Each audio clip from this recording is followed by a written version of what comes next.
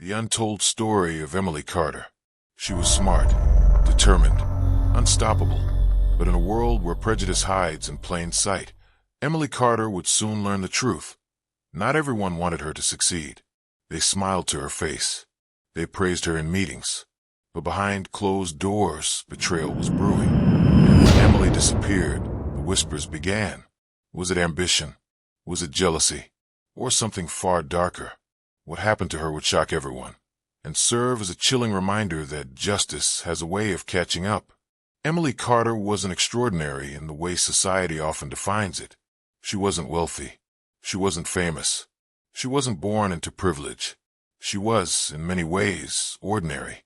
But in her ordinariness, she was remarkable. She carried within her the resilience of someone who had been told no too many times and refused to stop saying yes. Emily believed she could build something meaningful in a world that had already drawn lines around who was allowed to succeed and who was not. She walked into her office building every morning with her head held high. The skyscrapers around her were cold and unforgiving, but she warmed the spaces she entered. She was sharp. She was ambitious. She was ready to prove herself. Being a journalist wasn't as easy as she had thought, and no one warned her that success attracts enemies. And sometimes, the smiling face across the conference table is sharpening a knife behind their back. It started small, almost invisible. Whispers in the break room. Glances exchanged when she walked past. A meeting she should have been invited to, but somehow wasn't. A report she submitted that mysteriously went missing. Emily brushed it off at first. She thought it was nothing. Just office politics. A misunderstanding.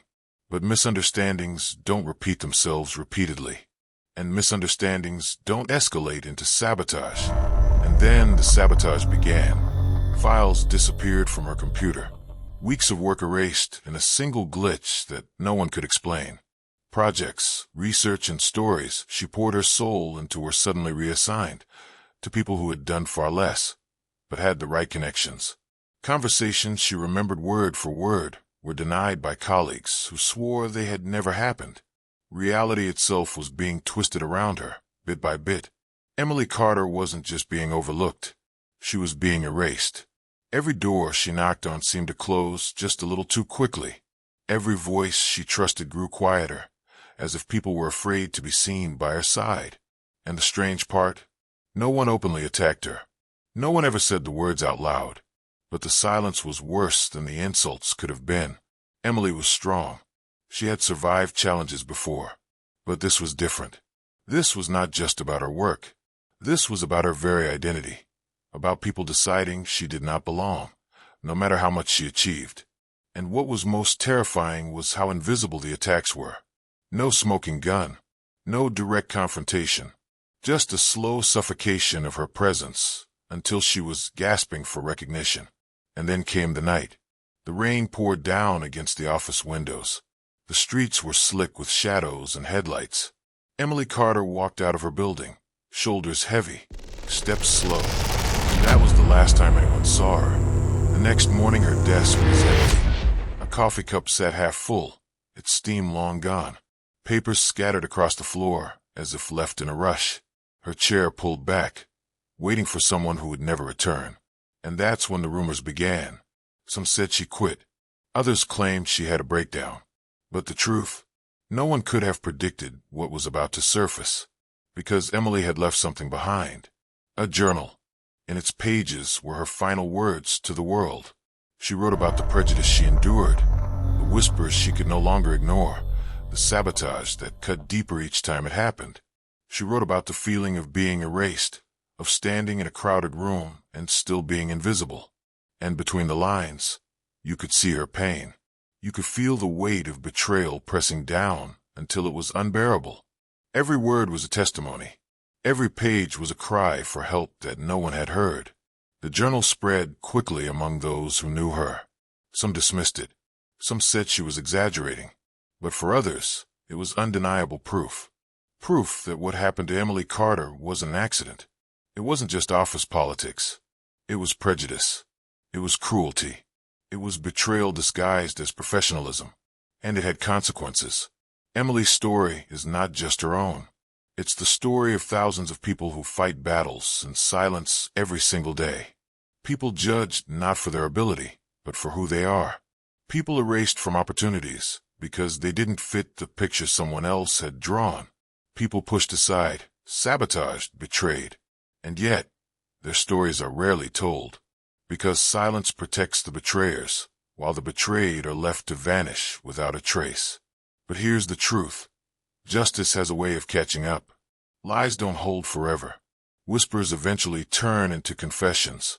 And the voices they tried to silence? They become the loudest echoes of all.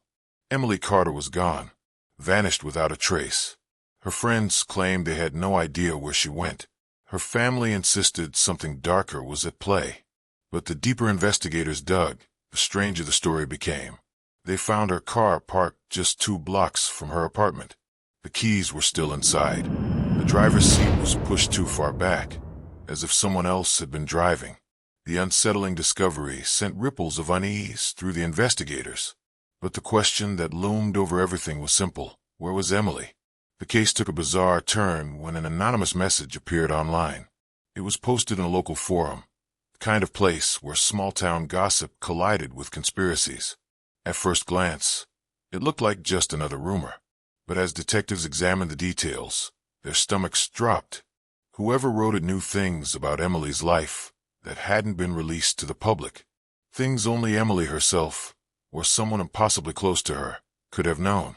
The town buzzed with whispers. At every diner, every corner shop, every bar, Emily's name was spoken in hushed tones. Some painted her as reckless, suggesting she might have left willingly. Others, with harsher words, dug into her troubled past, her brief stint in rehab, her rocky relationships, her tendency to keep secrets. Prejudice seeped into the narrative, twisting her story before she had the chance to defend herself. But for her family, it was simple. Emily would never walk away without a word. They clung to that truth, even as suspicion spread like wildfire. Then came the discovery that chilled everyone. Near the riverbank, investigators found a piece of jewelry. A locket. Emily's locket. She wore it every single day. A gift from her late grandmother. Inside, the photo was half torn, the other half missing. To some, it looked like a desperate clue, left behind in haste. To others, it seemed staged, deliberately planted to mislead. Theories multiplied. Was Emily alive and signaling for help? Or was someone playing a cruel game? The tension only grew when witnesses came forward. They reported seeing a shadowy figure near Emily's apartment building in the days leading up to her disappearance. A tall man, always lingering in the background, but never approaching. He was never identified. He was never questioned. He remained an ominous silhouette etched into memory. Then came the tip. Anonymous, like the forum post, but far more direct. It pointed the police toward an abandoned warehouse on the edge of town, a place long forgotten, its rusting exterior and broken windows telling stories of neglect. When investigators pushed open the heavy doors, the smell of decay hit them instantly.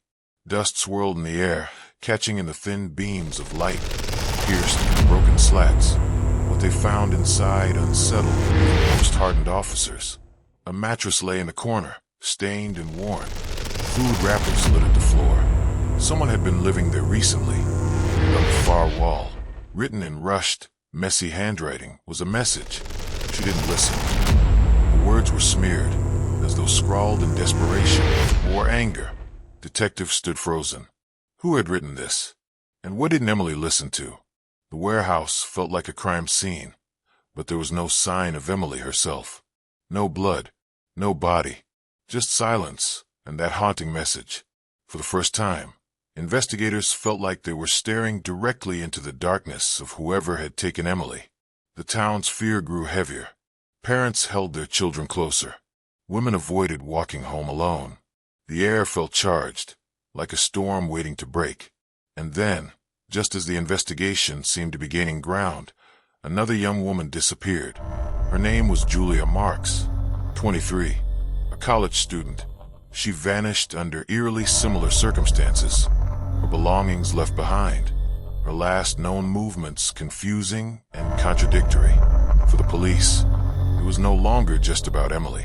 There was a pattern, and the clock was ticking. The parallels between Emily and Julia's cases were undeniable.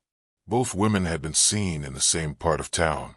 Both had mysterious, half-finished conversations with friends before vanishing, and both seemed to have been stalked by a presence no one could quite name. Detectives combed through hours of surveillance footage. They re-interviewed witnesses. They even scoured the anonymous forum, looking for more cryptic messages. But what they found only deepened the mystery. Another post appeared. This time, it was more direct. Justice comes for those who don't listen. Emily didn't. Julia won't either. The words burned through the screen, dripping with menace. It was no longer just speculation. Someone was watching. Someone was playing with them. Emily's family was devastated. Julia's family was shattered. And the police? They were desperate. Because every step they took seemed to lead them deeper into a maze of shadows and half-truths. Whispers spread once again. Was it a serial predator? A revenge-driven enemy? Or something far more personal? Then came the final blow. Hidden among Emily's belongings, tucked away in a notebook no one had paid attention to before, was a letter. It wasn't addressed to anyone. It wasn't signed. But the words were chilling. I know he's watching me. He won't stop. But I can't tell anyone, not yet.